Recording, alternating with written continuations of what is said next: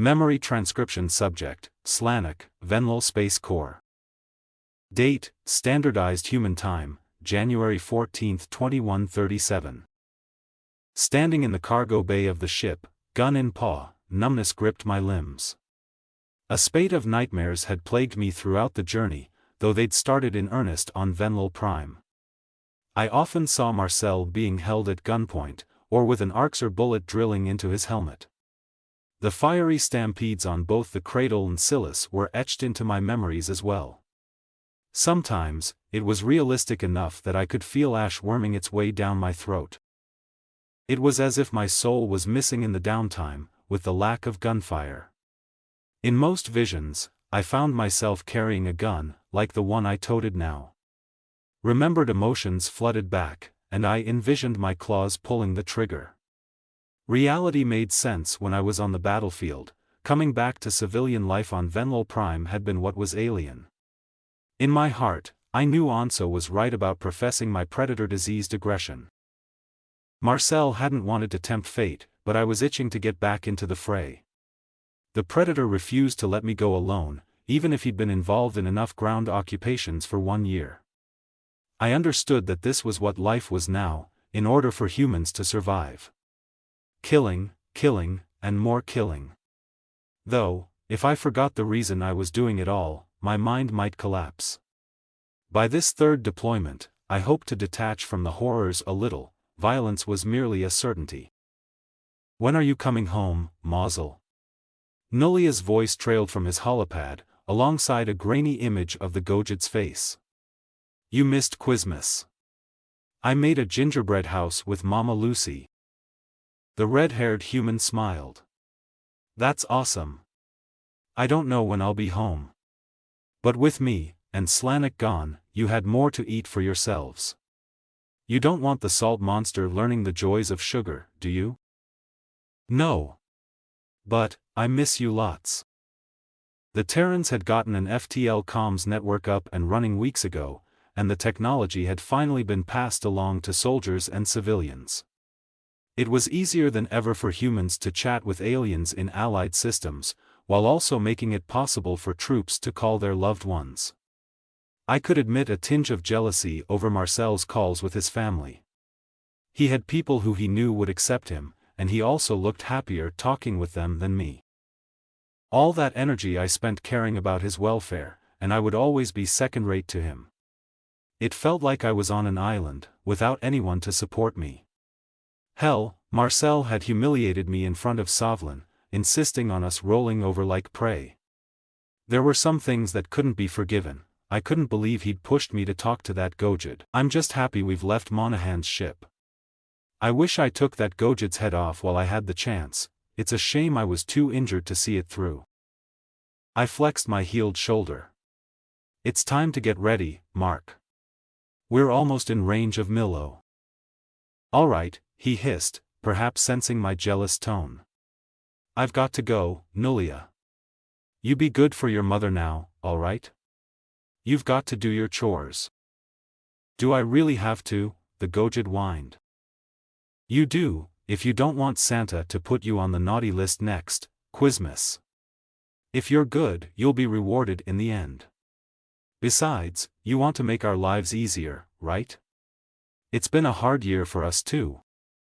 "Fine. I love you, Mazel. Love you too. Tell your mo."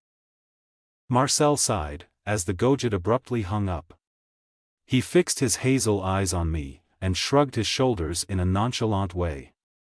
The human tickled the tip of my tail, causing my bushy appendage to jerk away. Watching him flash his teeth in a playful manner, I felt a bit better. My dependency on my best friend for happiness might be unhealthy, but I couldn't imagine my life without him.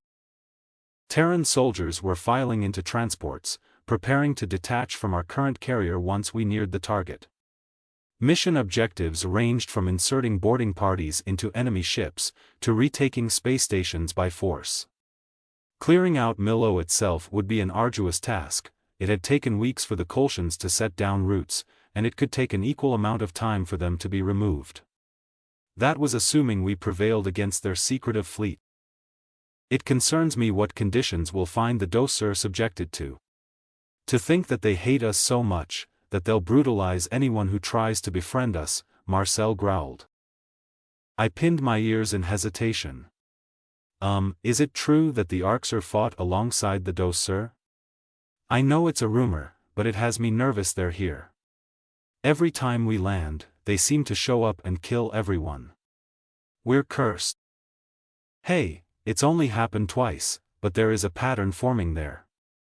Milo might not want us too among the boots on the ground, buddy. Hell, I do feel a little cursed. The Orcs. You're dodging. Yes, Chief Hunter Isif himself helped them at our request, or so I hear. The Greys were only able to weed out a few thousand attackers, though that's a handful we don't have to face.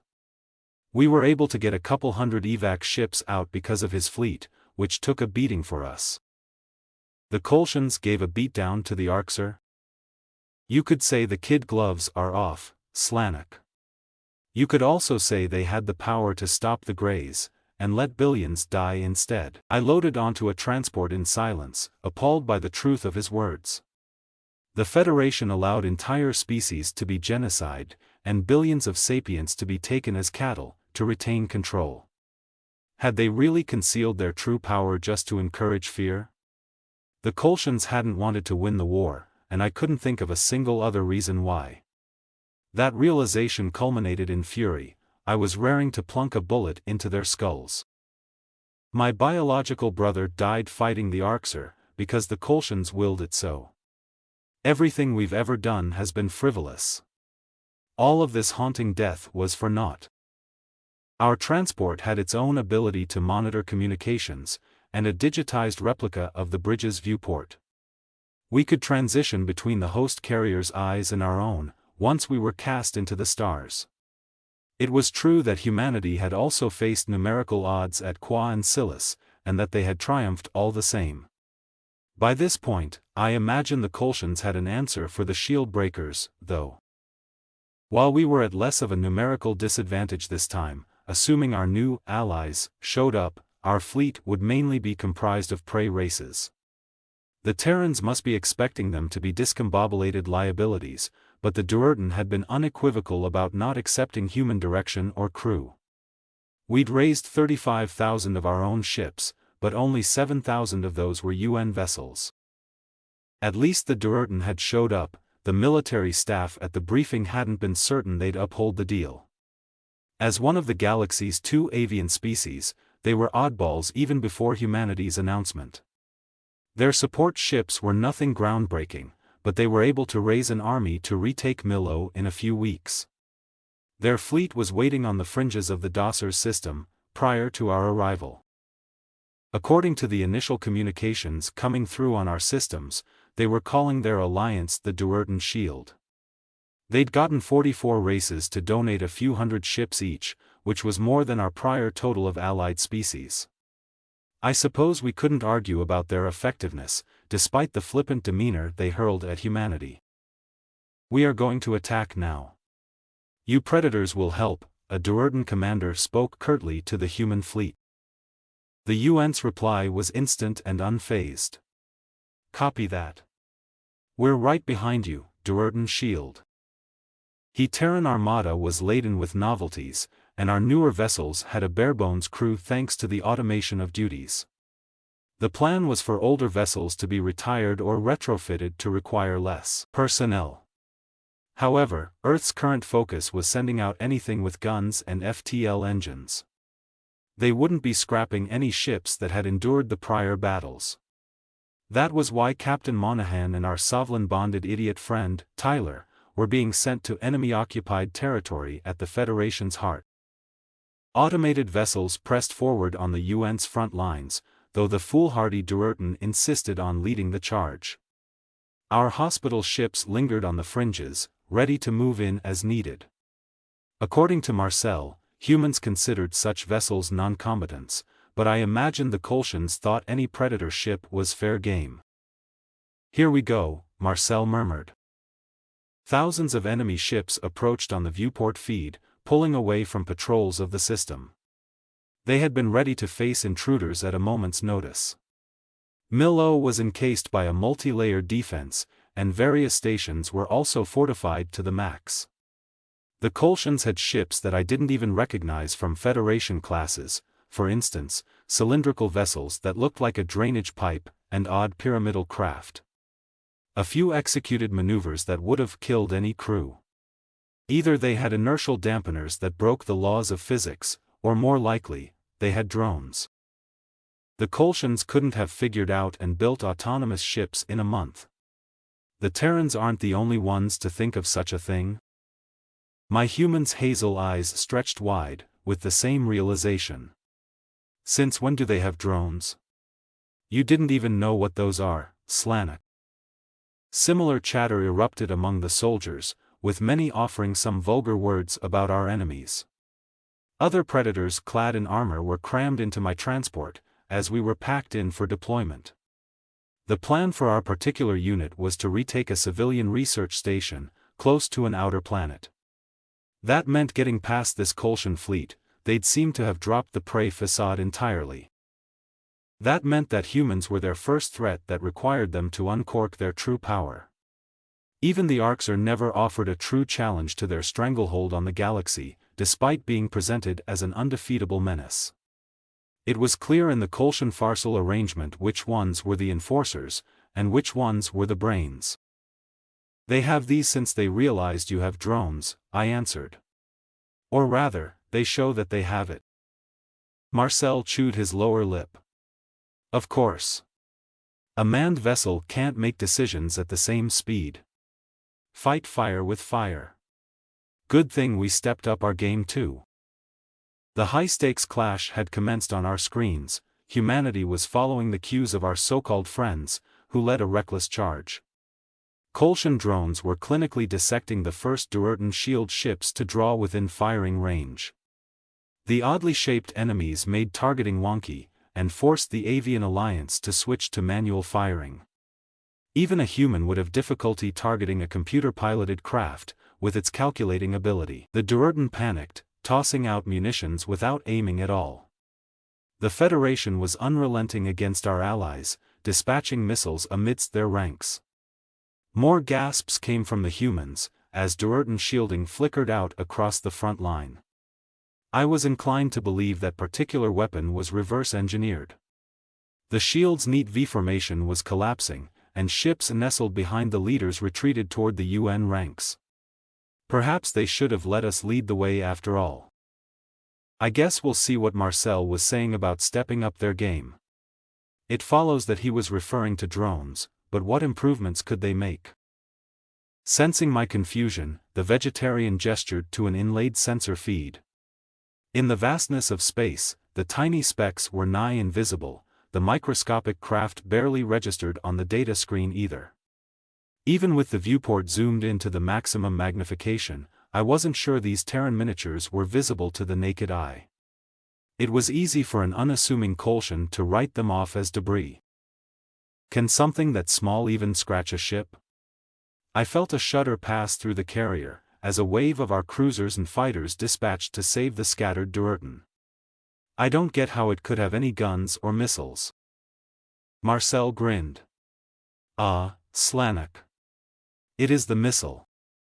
The humans' larger drones dispatched a series of shield-breaking missiles, which the Kolshian craft tried in earnest to deflect.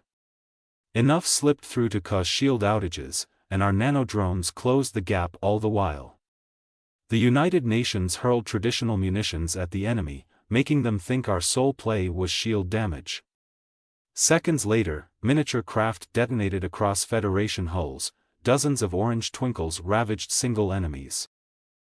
Explosions were generally inadvisable right atop the engine compartment, and these drones were tiny enough to slip through armor chinks. Surviving Kolshian automatons pulled back to regroup and recalibrate shields. The Duertan shield lingered with uncertainty, as we pressed ahead toward Milo. The Avian Alliance was still reeling. They'd lost thousands of ships to our nemesis' unexpected technology. There was no shortage of enemy vessels remaining within Milo's surrounding vicinity. Our allies were a bunch of dunces, and the Kolshians had a nearly endless supply of ships to throw at us. The humans needed to fight their way close enough to deploy foot soldiers, while turning 28,000 liabilities into a serviceable force. Perhaps the Duerden were more willing to follow our direction now, with their pride wounded. Duerden Shield, why don't you let us head in first? The UN transmitted a message over the communication channel. A few soldiers in the transport were scoffing at the avians showing, the Duerden talked a lot of smack, only to be humbled so quickly. You can fill in the gaps and the flanks, playing a supporting role.